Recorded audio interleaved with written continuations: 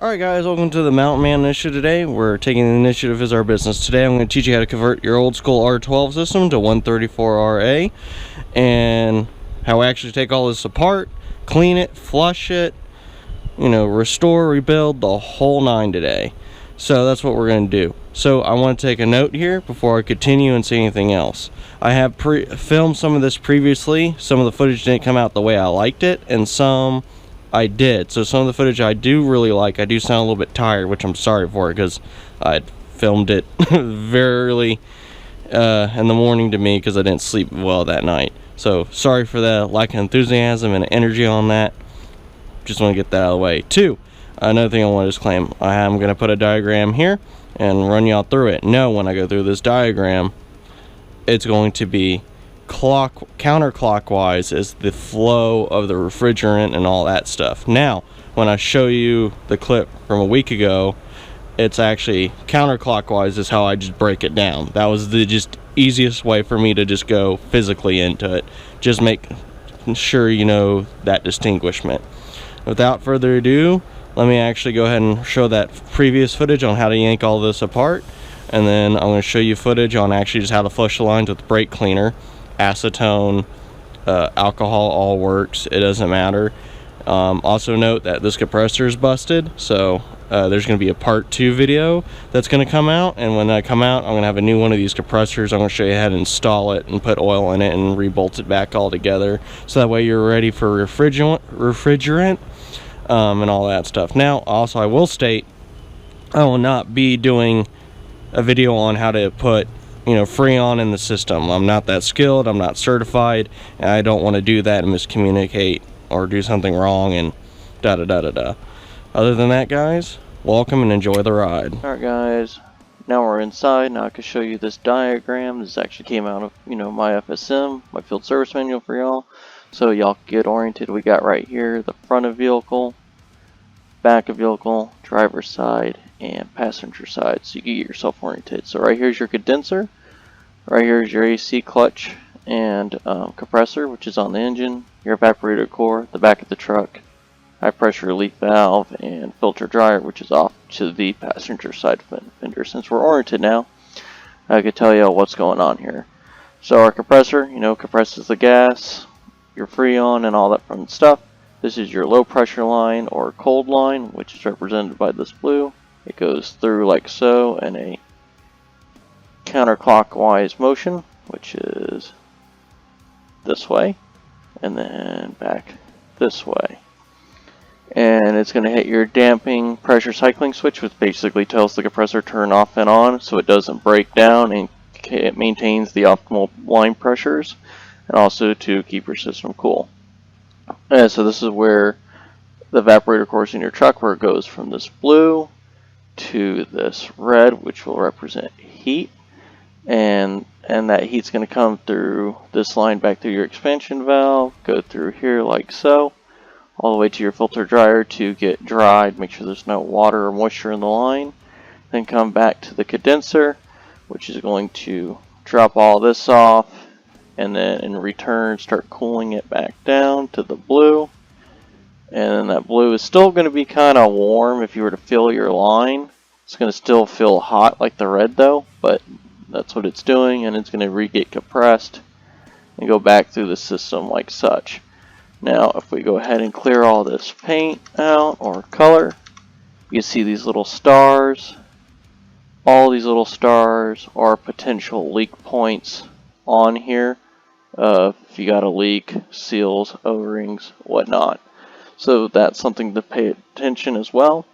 And also I'm going to leave this diagram in the description below so you guys have it. It'll be probably at like at the Google Docs link or something like that, so be mindful of that. And now let's actually show you what it actually physically looks like in the truck. Alright, since now you understand it in simple form on the diagram, let's go ahead and actually go through each part on this vehicle. And now, so that way you know exactly what it looks like and where it would be located on the vehicle. So this is your compressor. Your compressor is going to normally be anywhere on your engine. For the 318s and Mopars, they're usually here from my understanding. And then this is your high side, your high line. So this is going to go all the way through here into this hose. And then under here you got your condenser. which is up under here, which we're actually going to take out, clean and flush.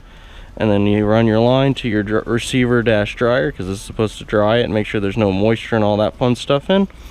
Then it runs down your hot line or your high pressure line again to your expansion valve, to the evaporator core, which is in there, which is just basically another condenser, but that's what gets you your cold air. This is your blower motor right here, and this is your cycling switch. This is going to be your cold line, which goes all the way back up and cycles through the compressor, and that's how that's supposed to work. So normally your compressor engages with this. This is its clutch. It's electromagnet, so when you hit like max AC, this sucks in with electricity, which engages that, and that's how that goes. Alright, so you know right here, these are 10mm bolts for these guys here mounting to the compressor.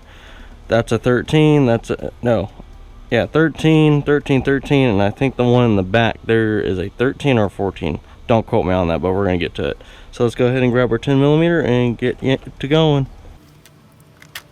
We're going to go ahead and pull the high line first. Oh, and I do recommend you guys get some slip lock baggies if you don't, so that way you can keep all your hardware together so it don't go missing. So we're just going to set them here for now, and I'll get the baggie. Alright, and now part one of your high line is now out. Do you note you have seals on here that are here? When I was testing my system, I had already replaced these so I could kind of figure this stuff out better to explain it to y'all.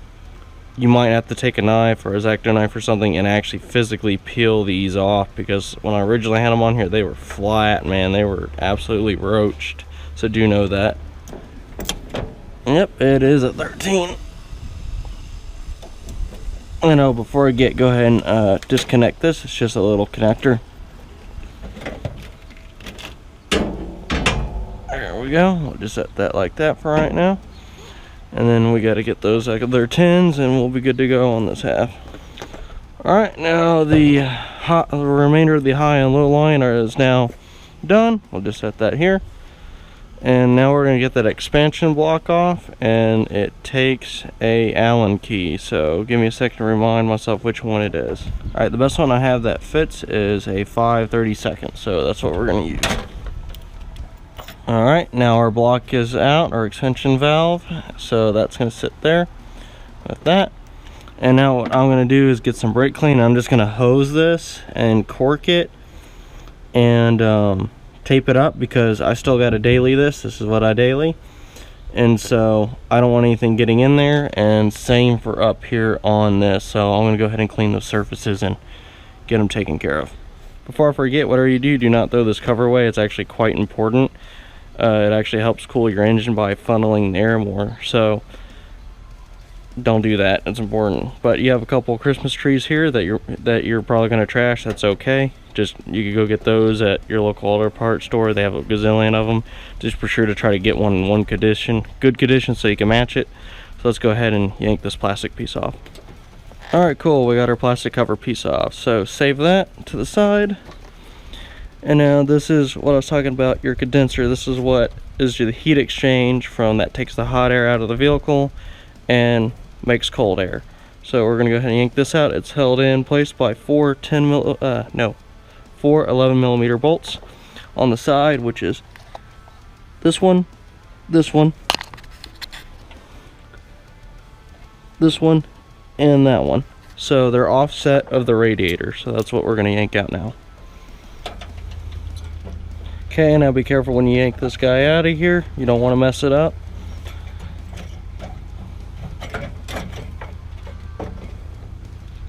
And voila, and that's what we're yanking out. What I am going to do is go take this and go power wash the hell out of it, which y'all can too. And what you can do is they do make combs where you come in here and bend these back a little bit. So that is an option too. So that is your condenser. That's what gives you your biggest part of your AC right here. So, and also these guys here, don't lose these, because that's how your stuff bolts together. So FYI. And be gentle with this. We don't want it to fall and bust it or all that stuff, or make the fins even more bent than they are. after I get that cleaned up, I'll actually see y'all at the shop, and we're also going to try to clean all this nasty stuff out of the radiator too in the front, which will probably help quite a bit. So that's something else we're going to also do, or well, I will do definitely when I clean the evaporator core by washing it. But when I get to the shop, I'll show you how to flush all the lines with acetone or brake cleaner alcohol, like I said, and then we'll conclude everything. Alright guys, what y'all need next is compressed air and some brake clean and one of your lines to flush. I'm only going to show it on this line and how to flush the evaporator core, because it's going to be the same for the rest of the line and the actual condenser. Just note on the condenser, just make sure you put a lot more in there and you're good to go. Now if you don't have shop compressed air, just an idea that occurred to me, what you could do is go get that can compressed air that you use to dust out computers and stuff with. So that's an alternative, I guess. I've never tried it, but just an idea that occurred. Also shout out to AutoZone, who's not a sponsor, but just cheap, good brake clean. I mean, I haven't found a better one yet. Or here Walmart does though, but from a couple people, but I haven't tried it personally. But other than that, let's go ahead and show you how to blow out this line. Just know you're going to put brake clean in it first, or alcohol or acetone, depending how nasty, and then you're going to chase it with compressed air. It's that simple, guys. So let's get started with that.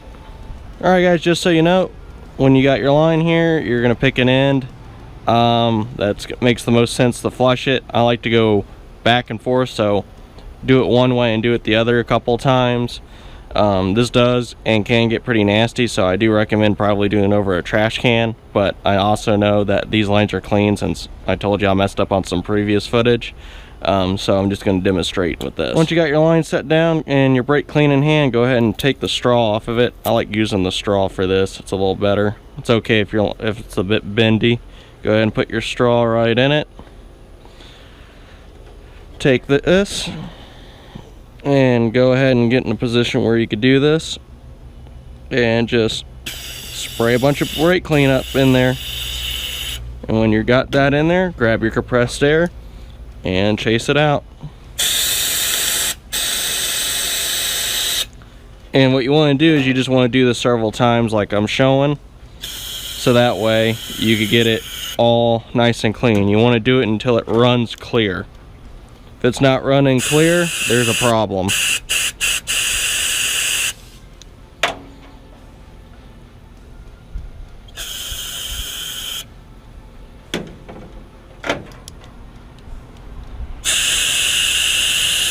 I mean, like, it's that easy. I mean, it's not that hard, and you can see it's not taking me very long. Like, especially there, see how it's running clear? I mean, that's what you want it to look like.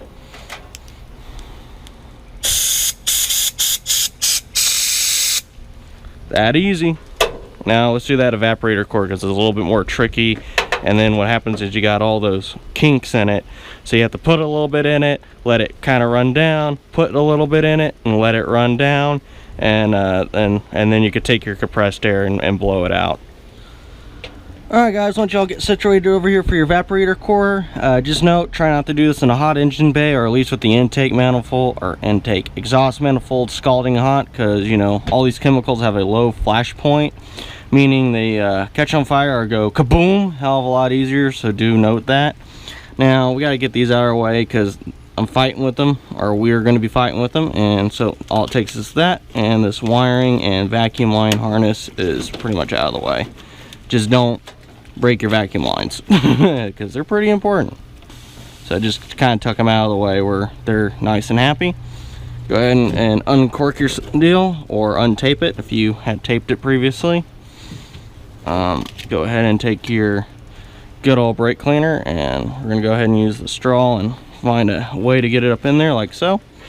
And this is where you're just gonna take some of it a little bit at a time, so that way it can get snaked through there and we can use gravity to get it through.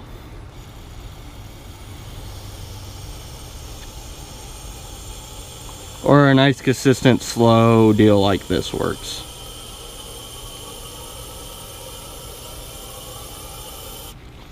And you could do some from the bottom if you'd like, and try to get it up back in there is also an option, because it's, you know, it will hold quite a bit. And you can either, I prefer doing it from top down. Well, our line's in our way. Top down, because that's, you know, you put it all on the top to help it snake down.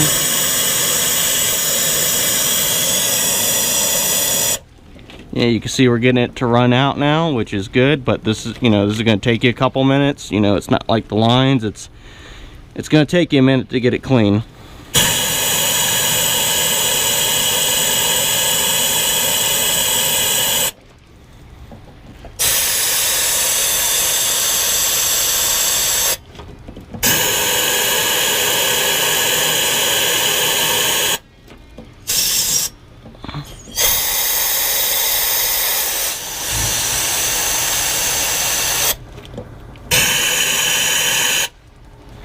Now, it also does help if you got a big old rubber tip for this. Those are a lot better because you could get an actual seal on the copper. Just an FYI, but you know, that's what it will take to do your line and your evaporator core and condenser. It's not that difficult. You just gotta be patient, get it clean, so that way when you run it, it runs cold. You know, you don't got a lot of stuff binding it up, you know, and that's pretty much it, you know. And don't forget to get your corks again, or your masking tape, and cork it after you let it air out for a minute after the fact, and then you just put those back in there. Keep stuff out until you get your new parts. Let's say your lines are pretty roached like mine. They sell them on Rock Auto, actually brand new ones, so that is a plus. So you could definitely do that and get them that way, which I plan on doing eventually, but I know my lines are still good enough to use for the time being until I can afford to make that happen. So other than that, guys, we're good to go. Alright guys, we found this video absolutely helpful today for part 1, you know, tearing down the AC system and getting it ready for the conversion and upgrade. Please like, comment, and subscribe. That'd really great and help. But also I got a wonderful opportunity for y'all if you really want to support the channel and see more things happen. Because I got a lot more I got planned. I got to lift this thing. Especially for a rear-wheel drive truck, it's very difficult to do on these D and D series platform of trucks. So keep an eye out for that, especially if you want to make that happen. Then we're gonna put 33s on it. I got a lot of other upgrades I want to do to this thing. Also, I have a project coming up. I already have the motor and everything. It's called Project Behemoth. So that's something to check out. And if you want to see all these happen, you can check out these photos here. Here, here, and here, and here, like all up in the screen right now, because these are brand new reproductions, you know, new manufacturer reproductions. You know, they're brand new hood ornaments like this guy, just like the one, good old factory. So they are made out of high-grade nylon 12. They're, you know, glass, injection molded smooth, so you can paint them, sand them. Right now they just come white and black. I have been able to get one re-chromed and plated, but it's very expensive, and I just don't have the, you know, supply and demand. I don't have enough of that to go chase that down and make it happen for cost effective. I just don't have the purchasing power, you know, and all that stuff. So if you want to support the channel, go down to the description below, check out the eBay link, you know, buy one, love on me. Use it for whatever you want, whether it be a cane topper, desk ornament, or an actual replacement for your truck. You know, whatever y'all want to use it for, it's there for that, and y'all can support me. Other than that, thank you guys for watching. Watch out for part 2 and another one I'm coming up pretty quick with, which is about upgrading the cooling fan, and even if it's worth it, your good old fan here. So without further ado, thank you for coming to the Mountain Man Initiative, where taking the initiative is our business. Catch y'all later.